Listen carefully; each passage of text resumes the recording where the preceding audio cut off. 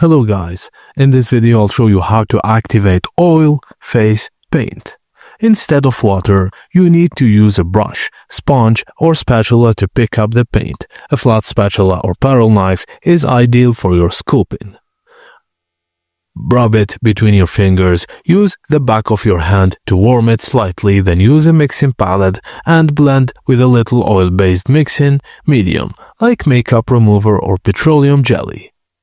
Use a makeup brush, sponge or even your fingers to apply and blend the paint smoothly. Since oil-based paints do not dry down like water-based ones, they can smudge. Use a setting powder or translucent powder to set the paint and help it stay in place.